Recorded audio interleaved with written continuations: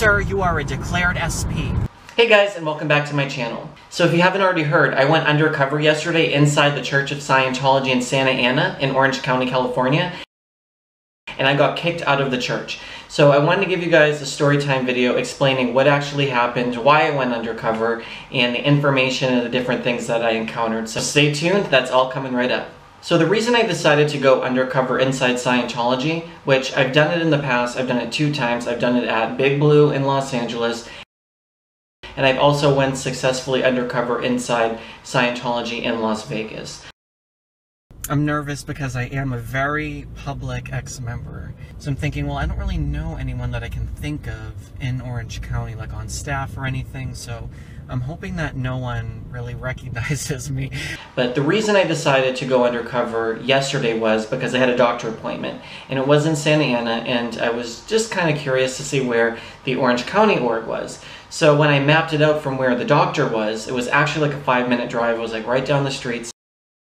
So I decided to pay a little visit and drive by and see if I felt like maybe I had a chance of going undercover successfully. So as you see, I'm in my car and we're going on a little road trip today. We are going down to Orange County. Here's the org. Now let's see where the parking is. Actually, I'm gonna go straight. So here we are. Here's the church. To see me filming. That's not gonna be good. Okay. What I do before I go undercover inside a church is I come up with a fake burner phone number, I come up with a different name and address, I come up with a whole entire backstory of who I am, why I'm there, and what I'm doing. Because someone such as myself is very familiar with the practices of Scientology, so I know that when you go in, or if you guys are ever going to go in undercover, you need to kind of have your story in a row before you go inside. I'm about like a mile away, so you guys can help me come up with what my name is. I'm thinking Scott, because I usually use Scott as my undercover name just because it's easy for me to remember, because last time I went undercover in Big Blue, I accidentally said Steven, and Scott is close enough, kind of, I think, that I can remember what my name is. I'm using my old mailing address, but I'm kind of twisting it around a little bit. Like, you have to go in, guys, into Scientology with a plan. Like, you have to know, like, I have a burner phone number I'm using, so in case they try to get in touch with me, in case I go on course. But I'm doing all of this so I can see how they're going to recruit new members. We're almost there, guys. So I was thinking about that as I was going there. But my main purpose yesterday was to figure out how are they currently recruiting people in Scientology in 2017, what they're saying to others, and what actually happens. And it's actually a lot worse than I actually was anticipating. The scene of Scientology, how they're recruiting and how paranoid they are. I believe that they now have facial recognition software, so I'm going to get to all of that for you guys right now. I didn't actually bring my spy glasses with me. I do have glasses that have a spy camera in them. I'll see what I'm able to film for you guys because I want them to have no suspicion. Like if I come in right now and I have my camera around my neck, or I try to do anything like that, or if I wear my spy glasses, they're going to be onto me. So I'm going to be filming now on live stream and it's going to go into my vlog, but I decided that I didn't want to like trigger any bells, but again, I didn't want to raise any suspicion. Because this is a Tuesday in the middle of the afternoon, I didn't want to come in and make any sort of a scene. It's in Santa Ana. It's not like one of the Los Angeles orgs or anything which may have a higher foot traffic. This is an org that doesn't even have a parking lot, and it is a nice ideal org, but I just don't think that they get anyone who actually comes in off the street to learn more about Scientology. So I actually found parking and I started walking up to the church. I was filming on live stream on Facebook, but I did shut that down. I didn't have any recording device, any microphone. I wasn't bugged at all. I just needed to get the information by being as real and as authentic as I could be, or could demonstrate that I was, just so that I could get the information that I wanted from them. I just want to see how they're going to recruit me, how to help avoid others from being recruited inside Scientology. I need to be able to see how they're currently getting members in so I can kind of help people steer away from that sort of thing. I don't want to seem like too knowledgeable. I want to go in there just kind of like, hey, like I'm in the area. I'm just interested in learning a little bit more about Scientology and what you guys are about and what you do. And then we'll kind of go from there. I'm just going to improv it, I guess. if I get kidnapped, or if I don't like report back to you guys, like if I actually am like missing for like 4 hours, I would say, then you should worry about me. But if I'm gone for like an hour or two, then I wouldn't be too worried. But I'll try to keep you guys filled in on what's actually happening. So there was a girl, and she was wearing one of those vests for indicating that she was on staff. So I kind of followed her to where the front door was, because I was kind of like looking in, like I thought one door was the right door, but it wasn't the door I was looking for. I didn't want to come in through a back door because I didn't want them to be like, how did this kid get in? I wanted to go in through the front door because I did see a sign that says open house, all are welcome. So I walk into the church, I followed the girl in, and I'm just kind of like smiling, being nice, like my normal happy self. And I go up to the reception guy, who kind of was like, oh, like, that was kind of like his face, like, oh, like someone's actually here. It was dead empty. There was no one in there. And the first thing I noticed was how hot it was inside the church. And we're going to get there why the church was sweltering hot. They don't turn on the air conditioning because they don't have anyone inside of there for a huge 50,000 square foot building. So I walk inside the church, and the guy asked me to start filling out a little information card. And again, it asked me my name, my address, and just other like personal information. So I said to him, like, I was interested in learning more about Scientology, and if there was anyone who could possibly give me a tour or teach me a little bit more about Scientology. So he's like, oh yes, like fill out the form, whatever. So I started filling out my name and my information, not my real information, like I said, but fill that all out. And he said, okay, let's go into the Public Information Center.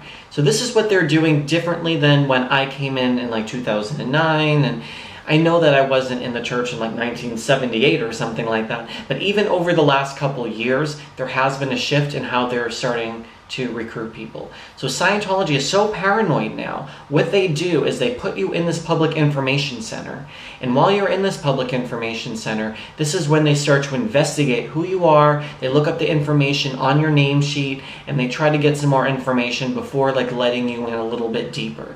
So this public information center, like if the reception desk is here, you go like around the corner and like into this like private area of the org that has all those video display panels, and has different videos ranging from, you know, the truth about drugs to the purification program, Dianetics. It has all of that.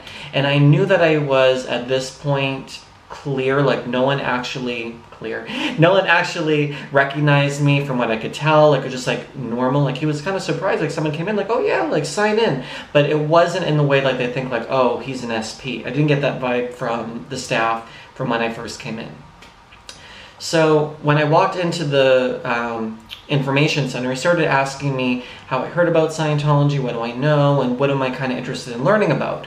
So I was telling him that I was just making something up. I said that I feel like I have anxiety and I don't want to take drugs, and I'm looking for something like an all-natural way to kind of get out of my depression and anxiety, and I'm looking for something spiritual, something that can kind of give me some hope in my life, and just kind of like exploring like my faith and myself and that sort of thing.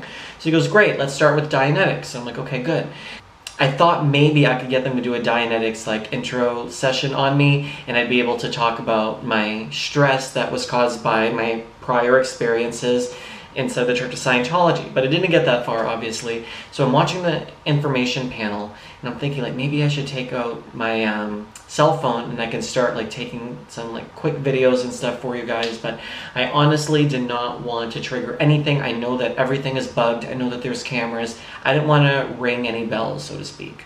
I was very casual. I was wearing like this gray like sweatshirt and jeans, and I took off my wedding ring. I didn't want anyone to think like, oh, maybe this kid's married, and I don't want to say that I'm gay, but then I'd have to pretend that I'm married to a woman because I'm trying to get into Scientology at this point. We're trying to get them to open up to me. I don't want them to think like, oh, he's a 1-1 homosexual. I'm trying just to play the game so I can get the information that I need on how they actually recruit people. So I did everything I could to come up with a believable circumstance so they would think that I am appropriate to be recruited into Scientology.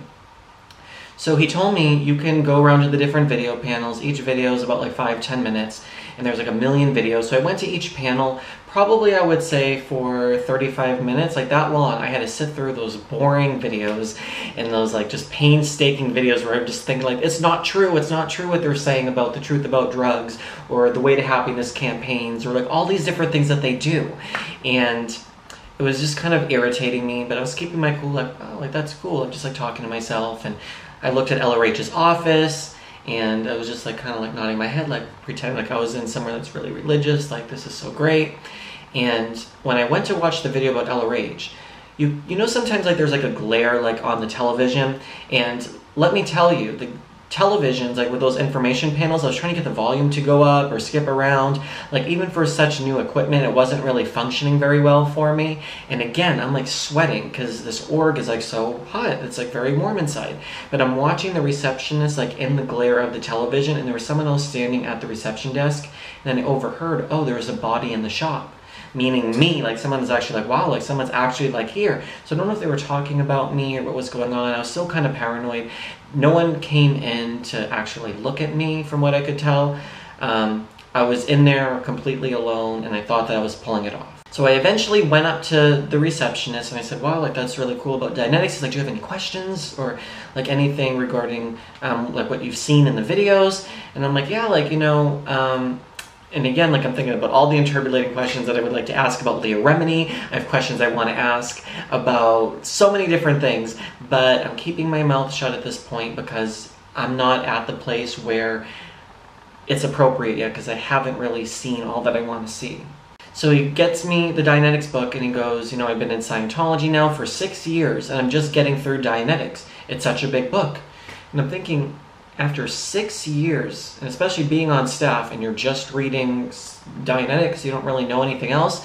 And it's kind of funny that the staff members that, there was only like 3 of them. The staff members that I met, I was higher trained and higher up the bridge than any of them were, which was kind of telling in and of itself. Anyways, I can tell them all about Dianetics, the analytical mind, the reactive mind. I can tell them about all the processing. I can tell them about OT levels. I can tell them about everything. But so I was asking him, like, what's like the practical application of Dianetics? Like, how's it going to work? Like I said, like I want to fix my depression. Like, how's it going to work? So I said, oh yeah, like hold on a moment, whatever.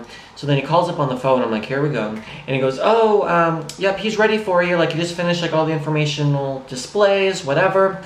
So then I hear my fake name and I turn around. It's like this young girl. She's probably like 24 to 26. Like she's probably around my age, but I'm not really sure exactly how old she was. But she seemed like very friendly. Like, hi, like nice to meet you, blah, blah, blah. Like, how'd you find us? And, you know, I knew that at that point, even though I was very suspicious when I meet any Scientologist, of course, but I was just, of course, nervous because here I am. I'm not in any form of a disguise. I'm wearing my glasses, but... and I'm not wearing my wedding ring or something, but I'm not in a full disguise. I'm not wearing a wig. I'm not wearing anything that would really disguise me. So I'm always nervous someone's going to recognize me when I do stuff like this. So I said the building was really pretty, and I told her, like, I really want to take a tour of the rest of the building because I've heard it's very historical, and I'd really like to see, like, the architecture and the different things that they did with the building. But then again, she was taking me around the corner, like, through the bookstore, into, like, this Division 6, like, public room. Because remember, they don't want me to see the rest of Scientology, to meet other Scientologists, run into them, see the rest of the org. They don't want me to see an e-meter. They don't want me to see anything other than me thinking it's a life improvement center. Now, like I mentioned to you guys, the reason they put you in that holding area is because they're taking surveillance video of you, and they're basically, what I later found out, is running it through their files to see if it is a suppressive person, someone connected to one, or whatever. So even though they got me, they were still trying to figure out who I was during that time. They were still going along with it, maybe hoping that I really was a paying public member, which obviously I'm not. So I went into the room with the girl, and again, it's just very warm. She goes, oh, it's very stuffy in here. So I look at the thermostat. It's at 85 degrees in that room. So she starts turning it down to whatever temperature she was turning it down to. She's like, yeah, like it's very warm in here, whatever. And I'm thinking, like, why don't you have the air conditioning on any of the rooms? And really, it's because they don't have the income and they don't really have the public members to be able to turn on their air conditioning. Because it's a 50,000 square foot building. Could you imagine running the air conditioning all day long in a building like that? It's going to be very expensive. And I've known in the past that others have said there hasn't been toilet paper in the orgs. So even though it looks like they're this big church and this big worldwide religion, they really don't have some of the basic stuff like down, I guess we can say. So again, we're talking about my anxiety, my depression, and she had this like big like paper laid out on her desk and had different like road maps, I guess. Like if you want to go up this way and do like the goals and purposes like layout, you can do these 4 life improvement courses, or go in this section and you can do ones about money management, whatever. So She's trying to figure out like how to sell me Scientology. So she goes, oh wait, like you mentioned to the receptionist you might have had a friend in Scientology before, and I think I was just, because my adrenaline was going and I was nervous, but I wasn't showing that. I said, oh yeah, like I had a friend growing up that was in Scientology too, and it seemed like they were, you know, doing good in life and that sort of thing. So I kind of reiterated that. I said, yeah, my friend, growing up, like, you know, I grew up on the East Coast. I had a friend, like, you know, hang out with him a couple times. I didn't really know him very well, but you know, I knew that he was a Scientologist and his parents. I knew some like the basic sort of ideas and principles, and I've always been meaning to check it out. I just haven't. She's like, oh, I know, like that happens. It's so good that you're here now. So I'm like, okay. I thought maybe she was trying to investigate me a little bit, but the way that we were interacting, this is just like some random staff member who had no idea that she was talking to one of the biggest SPs on the planet. So she was like, wait a second, so you grew up on the East Coast, but you're living in Santa Ana now? And again, I'm so paranoid thinking she's trying to get like data on me or try to kick me out or do something like, which I did obviously get kicked out of the church, but it wasn't by her. So we were just chatting, whatever. Then she goes, do you have another hour or two so I can show you a video? And I'm thinking like, oh my God. And I'm like, well, an hour or two? I'm like, I have a little bit of time, but you know, like I said, what do you have in mind? Because I'm trying to get to the place where they're telling me like their prices for different bridge services. I'm trying to figure out how they actually are going to try to sell me when I have objections to actually signing up for the course. I want to see how much of a hard pitch she's going to give on me. I'm trying to play along, but I'm still trying to remain a healthy amount of skeptical. So she goes, I'm going to show you 30 minutes of a Dianetics film. And then depending on what you think, if you still need some more like motivation or encouragement to learn a little bit more about Dianetics, we're going to go into the next chapter until you decide to sign up for the course. So she can show me a 4-hour video until I decide to sign up. So I'm like, okay, like I will watch the first 30 minutes. So she goes, oh, we're going to go in our private movie room. And I'm thinking, good, because then I can maybe film in there and maybe do a little live stream for you guys or something. Like I'm inside Scientology. Because I knew it would be private in one of those little movie rooms. I didn't think they'd be watching me in there because, again, it's a private room. So we go into the movie room and we're just making small talk about like my job stuff and moving down to Santa Ana. We were talking about different areas. She said she grew up there. I think her name was like Anna or something like that again. Like she was like pleasant enough to me. And again, like not all Scientologists are batshit crazy off the bat. Some of them are genuinely going to show interest in you. But again, it's for a false idea and a false thing because they want to get you to sign up for Scientology, obviously. I mean, it was nice of her to tell me where I should move in Santa Ana so I can be closer to the org so I can go there, but I'm sure now that they really don't want me in there. So I go in the movie room and it's like 89 degrees in there on the thermostat. And I'm thinking like, does this place not know that we are in Southern California in the summer? Like you have to turn on your air conditioning. So she starts turning it down again, another room that does not have air conditioning. And then she's like trying to like turn the projector. It was like kind of heating up, but this is when I got nervous. She was kind of like looking out the door as if she's like, I'm waiting for the projector to warm up. So I'm wondering like, what the hell is going on? Maybe they knew all along. What do you guys think? Do they know all along? She's standing in between the door and she's kind of like looking around the corner. So I'm wondering like, like what's going on? Like this is kind of weird. She's saying she's setting up the projector. Maybe she's getting like some little earpiece message saying like delay, delay. And then I'm thinking, oh, I'm gonna get locked in this movie theater room and then they're gonna call the cops on me and say I'm trespassing or something. But again, I never was told not to come to a Scientology church. And I'm thinking like all these different things in my head, but I'm still playing along with the idea that she's setting up the projector. Because I'm thinking if I got this far, I'm also in Orange County. I'm not in one of the LA orgs. Maybe no one recognizes me. I've already successfully even been on course inside Big Blue. So I think that I'm pretty much like solid and good to go, right? So then she's kind of standing in the corner of the door. Again, we're making small talk about whatever. And then the staff member woman who's in another like staff uniform and this guy come in together and they're looking at me and the woman seemed nervous. I'm like, here we go. I'm getting kicked out.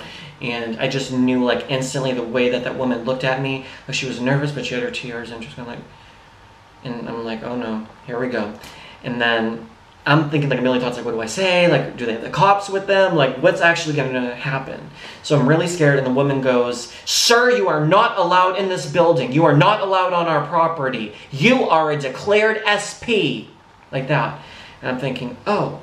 And I'm like, oh, I'm actually declared. Because I didn't actually know I'm SP declared. I left the church on my own free will. I wasn't like excommunicated in the way that they kicked me out for like some ethical issue or for whatever reason. I actually left the church, changed my number, moved away. And of course I know I'm an SP from doing my Scientology movie and my YouTube channel and the media that I talk to and my upcoming book and other projects that I'm working on. So I know that I am a big target for them, but I never knew that I was declared an SP. And I was thinking it, but I didn't say it, and it kind of slipped my mind because I was trying to figure out what was going on. I knew what was going on, but I was trying to kind of collect my thoughts and be nice. The reason I wanted to be nice was because I want to show them that, or I wanted to show that girl, like, hey, this is someone that they say is an SP. And 2.5% of the population are dangerous people, such as myself.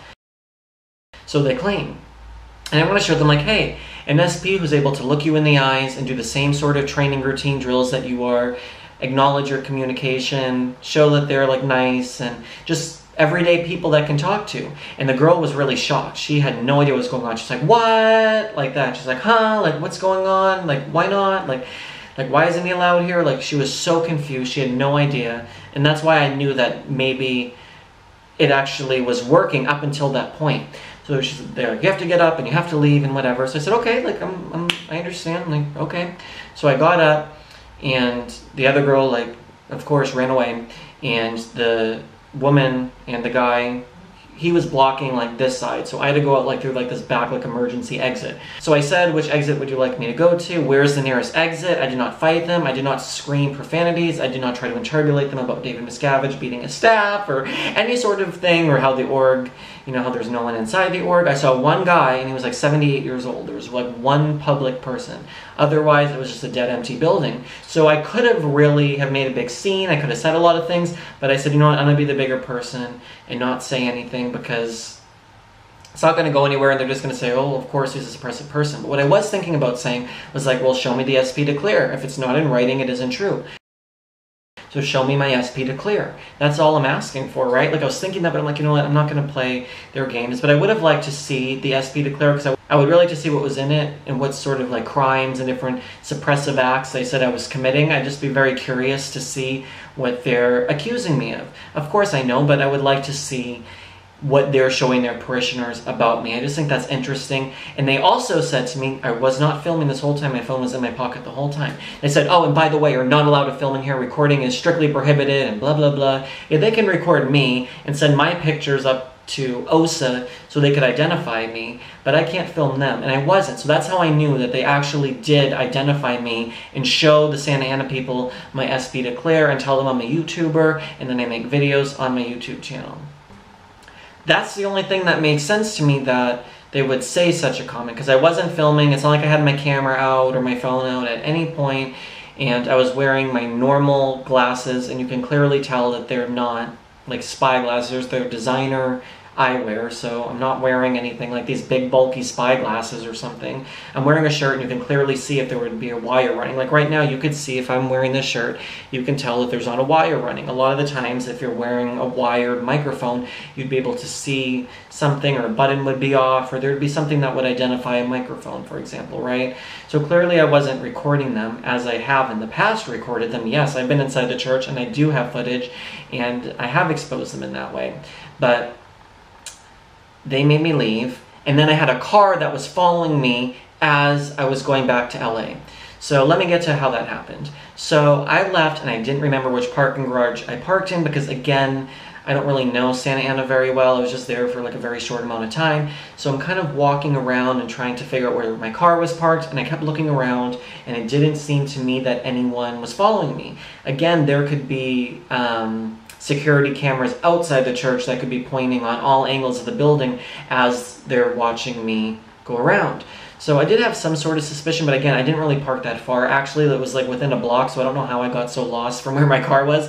So I get in my car and I start pulling out. So I'm pulling out into like the main like street. I don't remember what it was, 5th Street maybe, Sycamore. I don't remember what street it was. Then all of a sudden a car comes behind me. I'm like looking behind me to make sure no one's following me. I had a car following me for a while, like this white car. It was like a Chevy or something like that, and it was following me around the block. I was making all these weird turns. Luckily no one, that car has, oh guys, I was like an adrenaline rush. There's no other car following me right now that I can tell.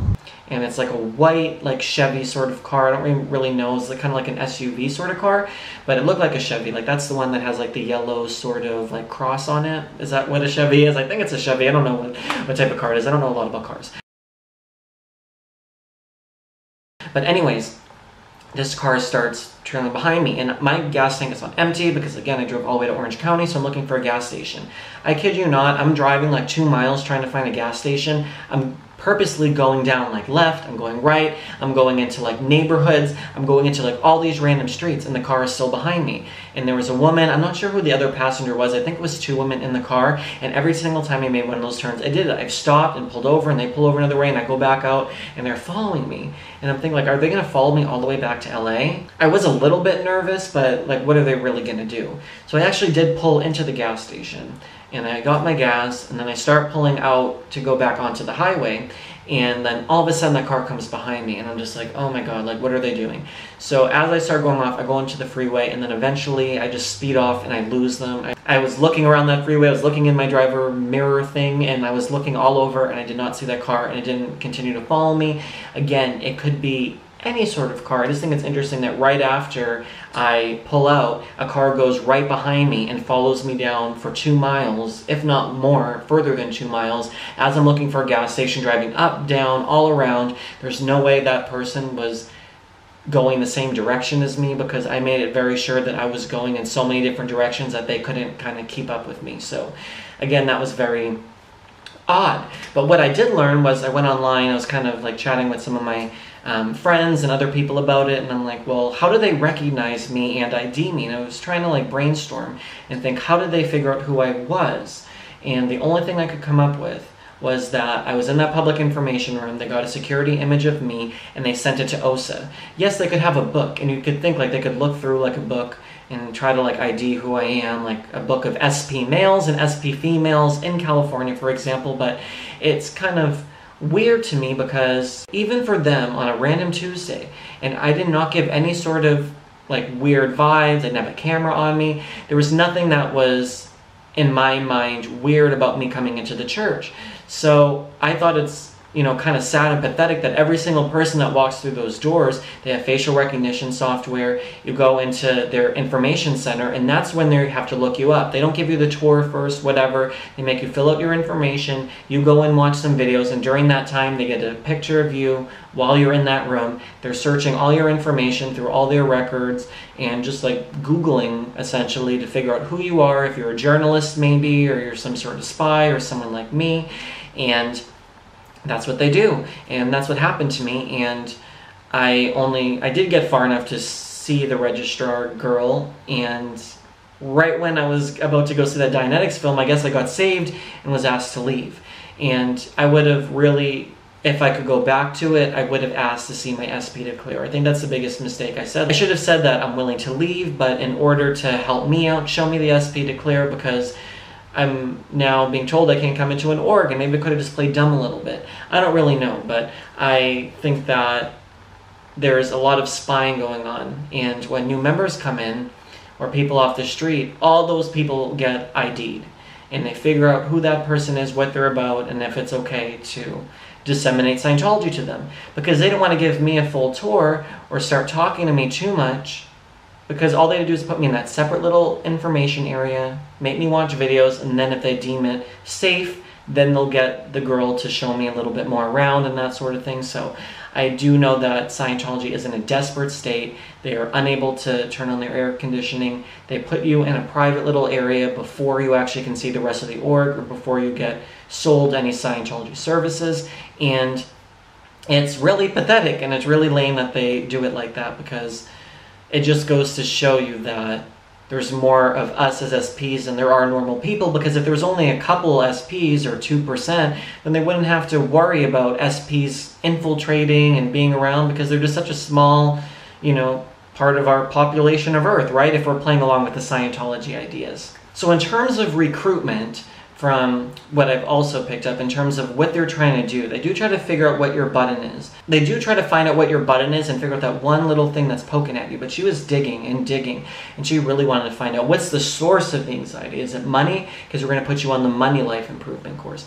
Is it that you have some traumatic car accident or something? Okay, we can put you on the Dianetics seminar. So they really try to figure out and make you talk, and you open up and just start telling them like, oh yeah, money problems or whatever. And then she's like, we can put you on a program. This is before I got kicked out. We can put you on a program where we're going to help you with your goals. We're going to do Dianetics. We're going to do this and that. So they try to sell it as life improvement, because at this point, no mention of L. Ron Hubbard, no mention of Scientology history, no mention of anything that would tie it really to Scientology. I knew it was in Scientology, and I did watch the videos in the display, so they knew I must have known that I was at Scientology, but they want to bill it as life improvement, that these are the areas you need help with on your life. And she said, like, even with the personality test, it's going to pinpoint exactly what's holding you back in life and what's your weak areas, and then you're going to be able to target in on those specific things and raise those points, and then you're going to be able to be a better person. And that's what they do there, is life improvement.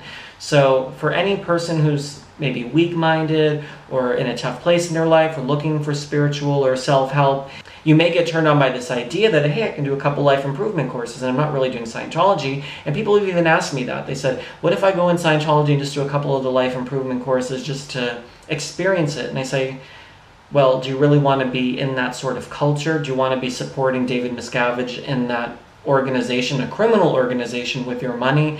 Do you want to do a couple courses and be influenced and under hypnotic mind control by the Church of Scientology? And you guys can look it up. You don't have to believe just me. There are many actual sources that break down what actually happens with the technology, what happens when you're on course, the hypnotic commands, whether they're TRs or in an auditing session.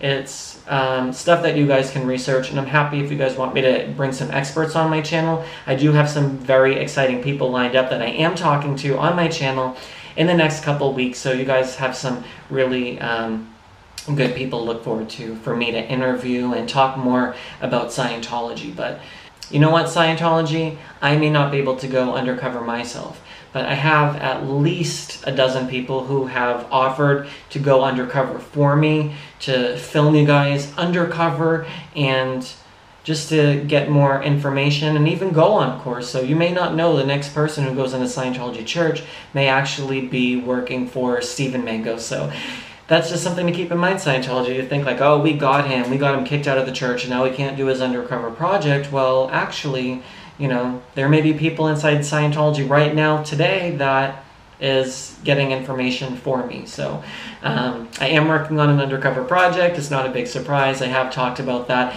And I did launch a Patreon so I can help be able to do that, as well as be able to write my upcoming ex-Scientology memoir to create more awesome content for you guys. If you go to patreon.com/Stephen Mango, the link is here and in the description box below. It allows you to be able to leave a monthly pledge to my channel so I can continue to grow, continue to expose Scientology, and be able to do more so I can try to take down the Church of Scientology, or at least be able to put my part in that mission to be able to stop the abuse, stop the corruption, stop everything that's going wrong inside the Church of Scientology.